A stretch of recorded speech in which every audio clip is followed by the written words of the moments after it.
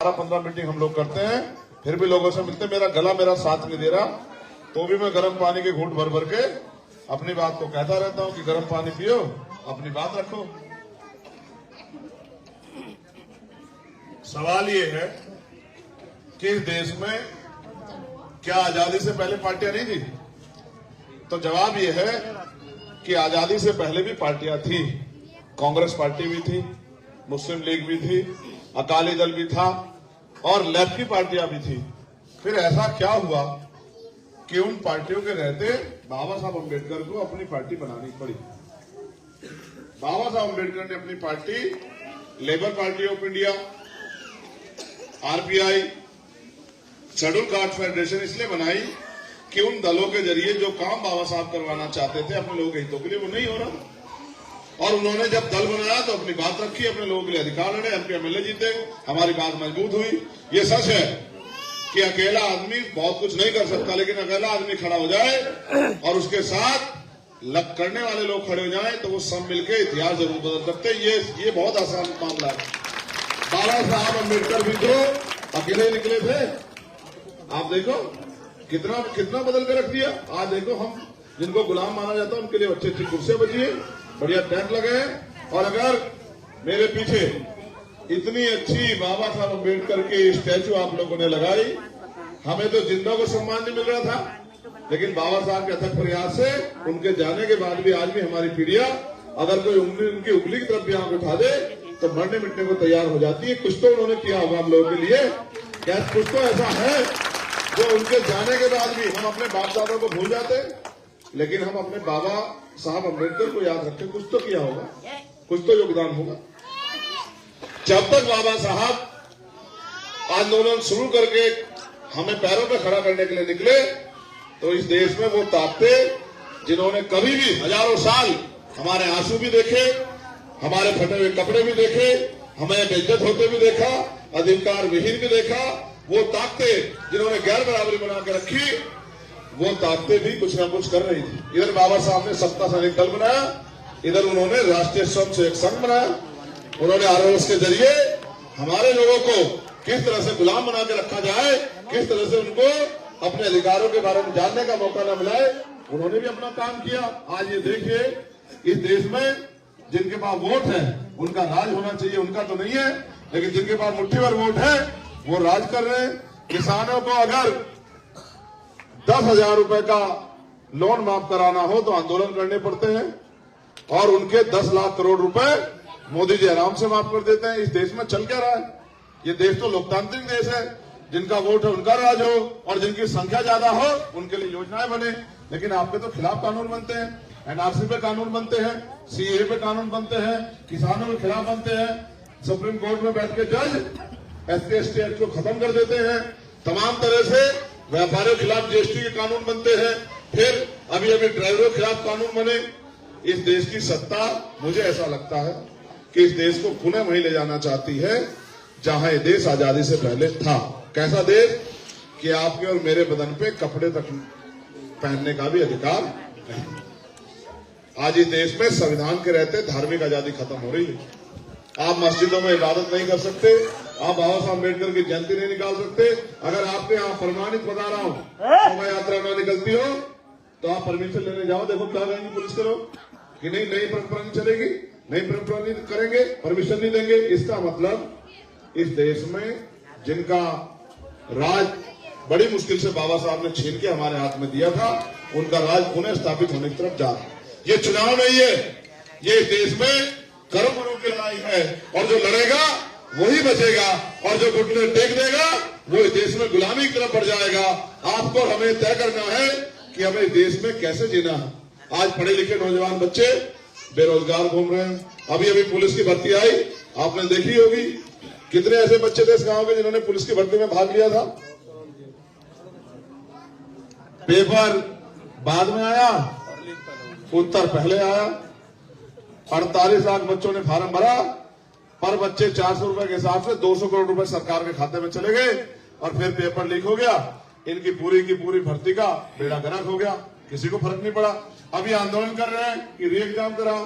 असल ये है सरकार की मंशा नौकरी देने की नहीं, क्योंकि अगर नौकरी आएगी सरकारी तो उसमें मिलेगा आरक्षण, आरक्षण मिलेगा तो दलितों, पिछड़े, आदिवासियों के बच्चों को भी कुर्सी में बैठने का मौका मिलेगा। ये तो वो सरकारों की सोच है।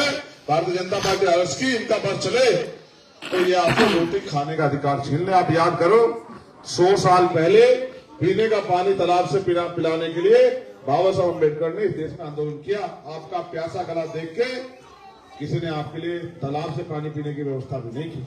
आप इतिहास भूल गए हो। आप ये सोचते हो सब कुछ इतना आसान था। आज आपने मेरे लिए फिल्टर के पानी की बोतल रखी, लेकिन आप याद करो कि आपके बाबा साहब को 100 साल पहले जिनकी मूर्ति को छूने नहीं देते आप किसी को, उनको लाठियां खानी पड़ी देश में आरएसएस के लोगों के द्वारा। जब वो महान सत्याग्रह करने जाते हैं, आप महसूस करो कि आज जो उन पर अधिकार है वो मांगने से नहीं मिले। जिनको पीने के पानी के लिए भी लड़ना पड़ा हो, आप महसूस करो उनको मकान बनाना, एजुकेशन लेना, रोजगार करना, नौकरी करना, इसके लिए कितनी कीमत चुकानी पड़ेगी। और जानना चाहते हो तो मेरी माँ बैठी है, बाबा साहब ने हंसते हंसते अपने 4-4 बच्चे कुर्बान किए। आप एक बच्चे की उंगली कटी भी नहीं देख सकते हो, और बाबा साहब ने अपने 4-4 बच्चे हमारे लिए रिश्ता नबूद कर दिए। खुद मिट गए बाबा साहब और हमारे अधिकार दे के गए और ये कह के गए कि मुझे मेरे जाने के बाद बराबर समझना, जब तक संविधान जिंदा है मैं जिंदा हूं। आज इस देश के संविधान को खतरा हो गया है, और खतरा भी ऐसा नहीं हो सकता है इस देश में भविष्य में कोई चुनाव भी ना, इस तरह के हालात हो गए। मैं आपको याद कराता हूं इस देश में मूवमेंट कैसे खड़ी होती है। मूवमेंट ऐसे खड़ी होती है जब आपके बीच के लोग अपनी गरीबी, बेबसी, लाचारी को समझकर और गांव-गांव जाके समाज को जागरूक करने का काम करते हैं। जब समाज तैयार होता है और समाज एक एक पैसा जुटा के मूवमेंट खड़ी करता है, ताकत देता है, और वोट की ताकत से इस देश में ताकत बनती है। आप 1000 लट रहे खड़े हो जाओ, आप एक कानून नहीं बना सकते। आप 1 लाख लोग सड़क पे खड़े हो जाओ, आपके हित में एक कानून नहीं बनेगा। लेकिन आप अपनी वोट से चुन के अगर किसी को भेजोगे और वो जाके वहां जाके समस्या के लिए लड़ेगा तो कानून तो का दूसरी बात है, आपके जो बने हुए कानून है वो भी लागू होंगे। नगीना के लिए मैं बात कह रहा हूं आपको। जब आपको वोट का अधिकार दिला गया तो दुश्मन ये कह रहा था, उसको ये डर था कि भाई अब तो इनके वोट से इनका राज आ जाएगा। तो उसने कहा इनके पास वोट है और हमारे पास नोट है, इनके पास नोट नहीं है, हम इनके वोट को नोट से खरीद लेंगे। और ये हुआ भी। लंबे समय तक हमारा वोट खरीदा जाता रहा। बाबा साहब अपने समाज को समझाते, पैसे वाले लोग आके पैसा देते, वो पैसे वालों के साथ हो जाते। वो कहते बाबा साहब तो खाली बात बताते हैं, पैसा तो ये लोग देते हैं। उनको ये नहीं पता था कि पैसा तो उनके चरणों की धूल होती है जिनका राज होता है। पैसा तो उनके चरणों की धूल होती है जिनका राज होता है, जिन पे पावर होती है। क्योंकि पैसे का निर्धारण सरकार करती है कि किस जाति, किस धर्म, किस गांव, किस क्षेत्र में, किस विभाग में कितना पैसा जाएगा, ये काम तो सरकार करती है। हमारे भोले वाले लोग थे, पढ़ना जानते नहीं थे, ज्ञान था नहीं। फिर बाबा साहब ने नारा दिया, शिक्षित बनो, संगठित रहो, संघर्ष करो। समाज की समझ में आया, जिनकी समझ में आया तैयार हुए। जैसे आज मैं आपके गांव को तैयार करने आया हूं, ऐसे जो जो लोग तैयार हुए उन्होंने वोट का प्रयोग किया तो हमारी ताकत बनी। फिर उनके जाने के बाद 56 में वो 18 मार्च 1956 को कह गए आगरा में कि मुझे मेरे पढ़े लिखे लोगों ने धोखा दे दिया। मैं इस कारवा को जहां तक पहुंचाना चाहता था ये वहां तक नहीं पहुंच पाया। अगर आप मेरे सच्चे बच्चे हो तो इस कारवा को अगर आप आगे ना ले जा सकते उसको पीछे मत जाने देना। मैं अपने लोगों को अधिकार देके जा रहा हूं, मगर आप महसूस करो कि आपको हमारे अधिकार सुनने होंगे। पहले नौकरी आती थी तो कुछ बच्चे आगे बढ़ते थे, अब तो नौकरियां नहीं आती। और जैसा मैंने कहा पेपर लीक हो जाते हैं, अगर पेपर भी ना लीक हो तो 69,000 शिक्षक भर्ती में जिस तरह से 20,000 पद हमारे सरकार के लोगों ने दलित पिछड़े वर्ग के लोगों ने छीन लिए।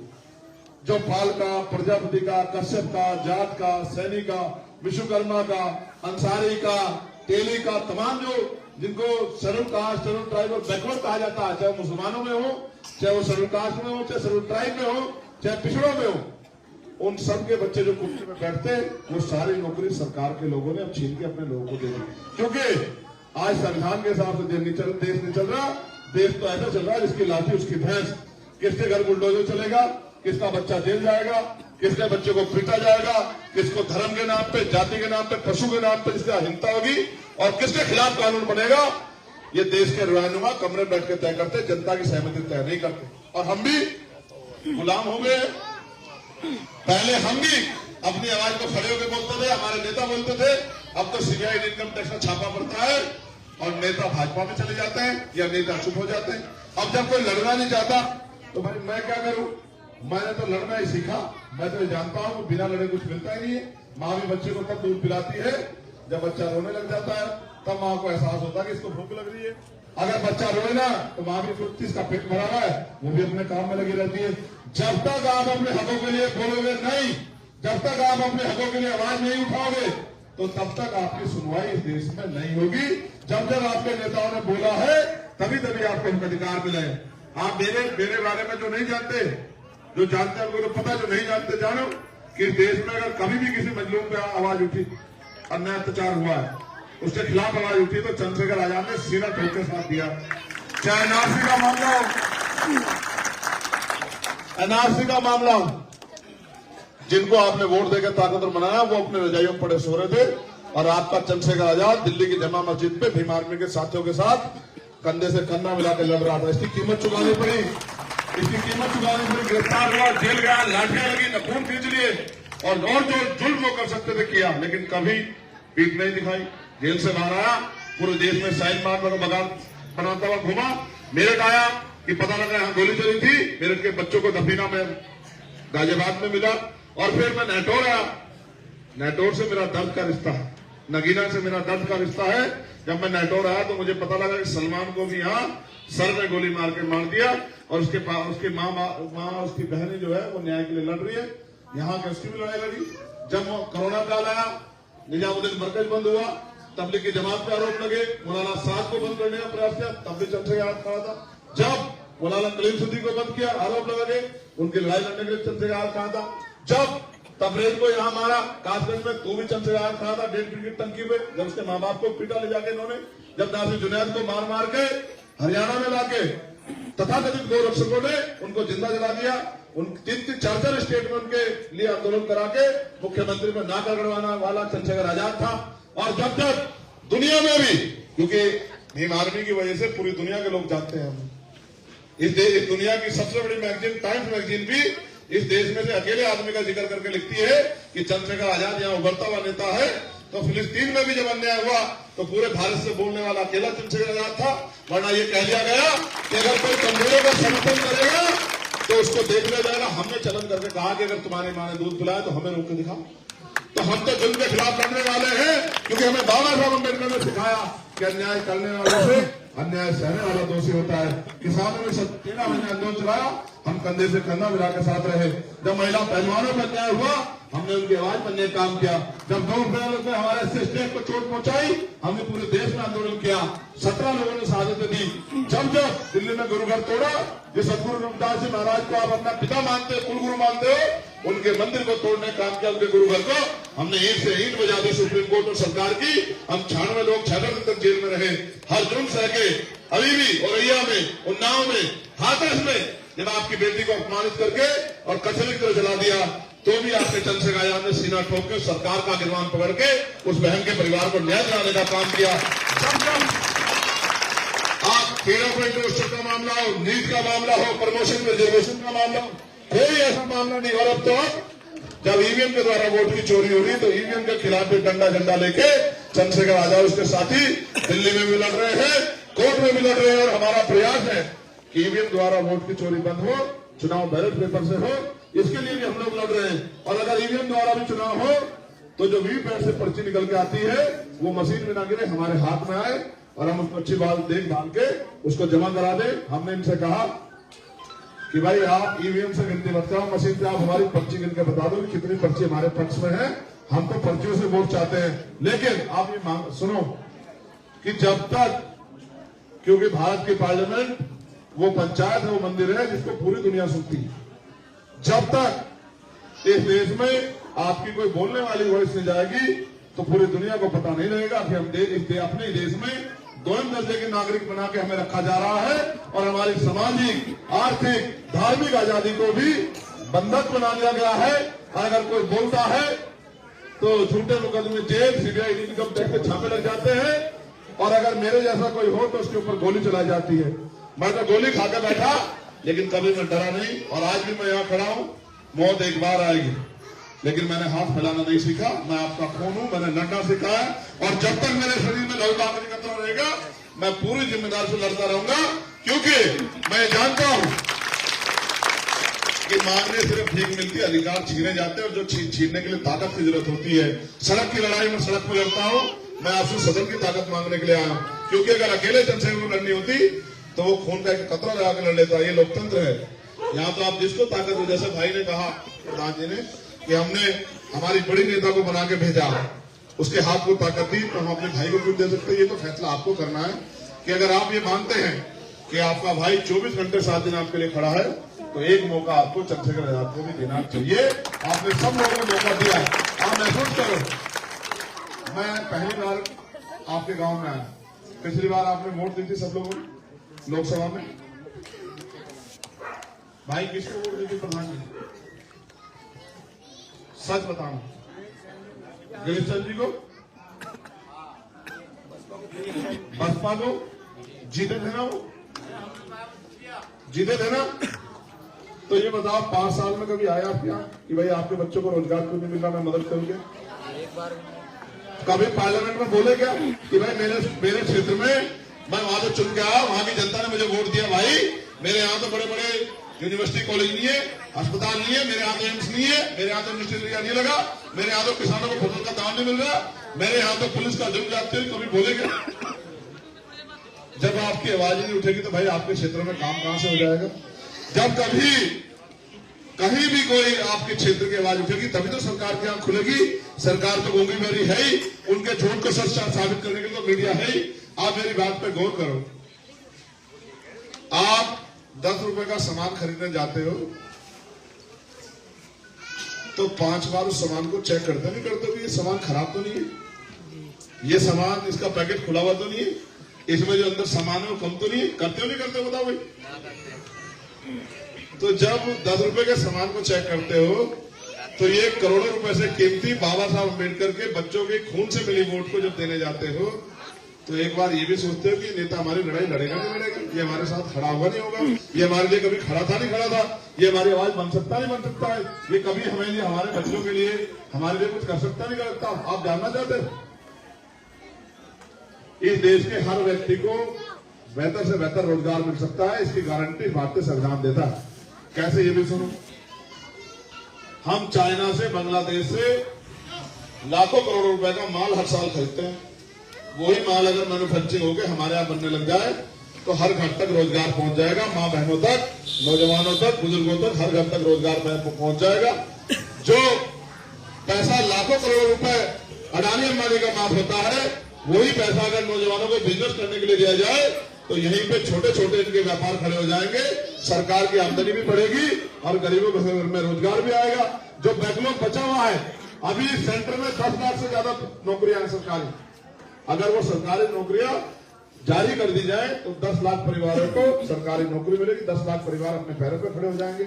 अगर कुटीर उद्योग लगा के बहनों माताओं को रोजगार दिया जाए तो इनके घर में घुसा दिया जाएगी। और अगर रोजगार भत्ता जो बेरोजगार है उनके लिए, क्योंकि जब तक उनको नौकरी नहीं मिल रही, उनको पढ़े लिखे जो घर अपना पेट काट के माँ बाप ने तैयार कर दिए, पढ़े लिखे बैठे हैं, नौकरी नहीं मिल रही, रोजगार नहीं मिल रहा, तो भाई उनको अगर सरकार रोजगार भत्ता दे, बेरोजगारी भत्ता 4-5 हजार रुपए, तो वो नौजवान भी पढ़ लिख के अपने पैरों पर खड़े हो सकते हैं। क्या सरकार पॉलिसी बना के इस देश के हक वंचित समाज के बच्चों को विदेश में पढ़ने नहीं भेज सकती है? क्या नहीं कर सकती है सरकार? सरकार सब कुछ कर सकती है, लेकिन सरकार ये करना इसलिए नहीं चाहती क्योंकि अगर आपकी जेब में पैसे आ गए तो आप गुलाम नहीं करोगे इस देश, आपका हाथ ऐसे नहीं फैलेगा। फिर आप 5 किलो राशन पे वोट नहीं दोगे, फिर तो आप राज करने की सोचोगे, क्योंकि जिनका पेट भरा होगा वही तो कुछ सोचेंगे, जो सुबह मजदूरी में चले जाते हैं बेचारे क्या सोचेंगे? तो ये सब चीजें लोकतंत्र में वोट के जरिए आसान है। राजतंत्र में तो तलवार चलती थी, भाले चलते थे, बंदूक राज में चलता था। बाबा साहब ने तो ये हमारे अंगूठे में दे दिया। गुरु गोविंद सिंह ने तो कहा कि राज तलवार के दम पे होगा, लेकिन वो राजतंत्र था, उसमें हथियार ही तलवार थी। आज तो हथियार के रूप में वोट है, वोट दबाओ, वोट अपने आदमी को दो, राज ले आओ। वोट अगर आपने गिरीश चंद जी को दिया बहुत अच्छी बात है, लेकिन अगर आप चंद्रशेखर आजाद को दोगे तो क्या कभी आपको सरकार के आगे हाथ फैलाना पड़ेगा? या आपके कोई साथ नाइंसाफी होगी तो सरकार ऐसे हाथ बंद करके अन्याय कर पाएगी? आपके सामने है, जिनके पास आवाज नहीं होती उनके साथ हल्द्वानी जैसे अन्याय होते हैं, जिनके पास आवाज नहीं होती उनमें उनके साथ रामपुर जैसे अन्याय होते हैं, और जिनके पास आवाज होती है तो जब भी जुल्म जाती होती है सरकार का कुंडा बंद कर देते हैं। बिहार में आजाद समाज पार्टी के लोग इस बात को सरकार भी जानती है, इसलिए आरक्षण को पिछले दरवाजे से खत्म करती है, सामने से नहीं आती। मेरे दलित समाज के लोग बैठे हुए हैं, प्रमोशन में रिजर्वेशन सुप्रीम कोर्ट ने कहा मिलना चाहिए। आप बताओ कौन सी सरकार ने लागू किया, कौन से नेता ने आंदोलन किया? आप बताओ, क्योंकि कभी संसद में किसने कहा ही नहीं कि लागू करो, प्रमोशन रिजर्वेशन मिलेगा दलित पिछड़े वर्ग के लोगों को, तो वो प्रमोट होंगे, बड़ी बड़ी कुर्सियों पर बैठेंगे, और जो नीचे बैठ लो खाली होगा उससे मेरे आने वाले भाइयों को नौकरी मिलेगी। सरकार तो बहुत समझदार है ना, आपकी जेब में पैसा आएगा तो आप लड़ोगे, हक मांगोगे। सरकार नहीं जाती है हक मांगो। और आप बताओ, जब अमीरों के लाखों करोड़ रुपए माफ हो सकते हैं तो आपके लिए कॉलेज और हॉस्पिटल क्यों नहीं बन सकते? आप बताओ, बिजली के बिल आपके क्यों नहीं माफ हो सकते? किसानों को क्यों नहीं बिजली के बिल माफ हो सकते? किसानों की फसल के दाम क्यों नहीं मिल सकते किसानों को? इस देश में वही होगा जो सत्ता में बैठे लोग चाहेंगे। चाहे आप अपने को बिठाओगे तो आपकी बात आगे बढ़ेगी, और आप उनको बिठाओगे तो उनकी बात आगे बढ़ेगी। अगर आप समझदार हैं, जागरूक हैं, तो इस लड़ाई को लड़ने का मौका अपने इस चंद्रशेखर आजाद को भी दो कि वो इस लड़ाई को लड़के दिखा सके कि वो आपके हकों के लिए अच्छा कैसे कर सकता है। आपने मुझे बुलाया, मुझे सुना, मुझे समय दिया, इसके लिए मैं आपका आभार प्रकट करता हूं। लेकिन मैं आपसे साथ साथ ये भी कहता हूं, अगर आप इस बार चुनाव में अपने छोटे से चंद्रशेखर को मजबूत बनाना चाहते हैं, जो सड़क पे लड़ाई लड़ी उसको सदन में ले जाना चाहते हैं, तो केतली को वोट करें। आपकी केतली को दी गई एक वोट चंद्रशेखर आजाद के पैरों और हाथों दोनों को मजबूत करेगी, और आपके लिए एक लड़ाका तैयार होगा जिसको पूरी दुनिया सुनेगी। जब वो पार्लियामेंट में खड़े होकर अपने लोगों के हक अधिकार के लिए बात रखेगा तो फिर सरकार आपके हकों की चोरी नहीं कर पाएगी। एक आखिरी बात आपसे ये है, ये देखो क्या लिखा है, क्या लिखा है बताओ? एक वोट। तो सच ये है, ये मैंने माननीय काशीराम साहब से सीखा, उन्होंने कहा जो सहारा देगा वो इशारा भी देगा। भाई ये लड़ाई मेरे अकेले की तो नहीं है, आप बताओ, ये हम सबकी लड़ाई है, मेरी अकेले की लड़ाई है क्यों भाई? बताओ, सबकी है। तो जिनसे मुकाबला है उनमें तो बहुत पैसे भाई, सारा मीडिया उनका है, सारे पैसे उनके पास है, सारे साधन उनके पास, सरकार उनके पास है। तो मैं आपसे अपील करूंगा कि चाहे आप 1 रुपए की मदद करें, लेकिन अपनी मेहनत ईमानदारी कमाई से इस जंग में, इस संघर्ष में योगदान जरूर दें, जिससे मेरा हौसला बढ़े और मेरे पास साधन संसाधन तैयार हो कि मैं जालिम का मुकाबला पूरी ताकत से कर सकूं, और इस बार उनके दांत खट्टे करके आपकी लड़ाई को मजबूत कर सकूं। तो मेरा आपसे आग्रह है, मेरी माँ बहनों से भी, कि चाहे वो 1 रुपए की मदद करें, क्योंकि मैं मानता हूं कि गरीबों का एक एक पैसा, मेहनत की कमाई का पैसा, उनके खून पसीने का पैसा, वो बहुत मजबूत होता है। तो मुझे अमीरों के लाखों करोड़ रुपए की जरूरत नहीं, धंधा सेठों के, मैं अपने हक वंचित कमजोर समाज से अपील करता हूं कि वो इस लड़ाई में मेरी आर्थिक मदद भी कराएं, और दोनों हाथ उठा के मुझे आशीर्वाद भी दे कि मैं इस जंग को जीत के उनकी इस लड़ाई को दिल्ली लेके जाऊं और उनके अधिकारों को सुरक्षित रखने का काम करूं, और भारतीय संविधान की भी रक्षा करने का काम करूं, अपनी वोट की भी रक्षा करने का काम करूं, और अपने भाइयों बहनों के लिए नए अवसर भी तैयार करवाने का काम करूं। जो लोग इस लड़ाई में हमारा सहयोग करेंगे, मैं उनसे आग्रह करूंगा कि वो दोनों हाथ उठा के हमारा समर्थन करें और हमें विश्वास दिलाएं कि वो इस लड़ाई में हमारे साथ हैं और हमारी मदद करेंगे। वो इस बार अमीरों का साथ न देके अपने चंद्रशेखर आजाद को इस लड़ाई को लड़ने का मौका देंगे। वो साबित करेंगे कि वो अमीरों के गुलाम नहीं है, उनके सीने में जो दिल है वो गरीबों के लिए भी धड़कता है, उनके सीने में जो दिल है वो गुलामी की बेड़िया काटना चाहता है। मैं आपको ये कहूंगा कि ऐसा चाहूं राज में जहां मिले सबनुवन और छोटे बड़े सब सौ में से रविदास रहे परसन। ये नारा 600 साल पहले सतगुरु रविदास जी महाराज ने दिया था कि राज ऐसा हो जहां कोई छोटा बड़ा ना हो, जहां कोई ऊंच नीच ना हो, कोई भेदभाव ना हो, किसी के साथ जुल्म जाति ना हो, किसी का अपमान ना हो, किसी बहन बेटी को खून के आंसू न रोने पड़े, कोई इतना अमीर ना हो कि उसको गरीब को कुचलने में मजा आए, कोई इतना गरीब ना हो कि वो रोटी रोटी के लिए मोहताज हो जाए। तो ऐसा राज होना चाहिए जहां सब लोग बराबर हों। ऐसा राज होना चाहिए जहां किसी को खाने के लिए अन्न की, तन ढकने के लिए कपड़े की और सर ढकने के लिए छत की दिक्कत ना हो, जहां मानवता में सब लोग बराबर हो और उस राज को उन्होंने नाम दिया बेगमपुरा राज। बेगमपुरा राज तब आएगा जब आप लोग संघर्ष करोगे। बेगम का मतलब होता है बिना गम का राज। हर व्यक्ति जिनके दुनिया में जिंदगी में कोई गम ना हो, ऐसा राज आना चाहिए। उसके लिए संविधान के राज के लिए आप लोग संकल्प करो और आगे बढ़ो। ऐसी मेरी मंगल कामनाएं हैं। जय भीम, जय भारत। घुमाने की जरूरत नहीं है। जिसको हमसे प्यार है वो भाई जो यहाँ तक चल के हमारी मदद करने नहीं आया, वोट डालने कैसे चला जाएगा? वो तो घर में पड़ा रहेगा। हम तो उससे वैसे ही कमजोर पड़ जाएंगे। तो जिसको हमारी मदद करनी है वो चल के आए और साबित करे कि अगर कोई उनके लिए एक कदम चलेगा तो वो भी 4 कदम चलेंगे। अगर मेरे लिए आप 1 कदम चलोगे तो मैं 400 कदम चलूंगा। ये वादा आपसे करता हूँ। बहुत बहुत धन्यवाद। जय भीम, जय भारत, जय संविधान।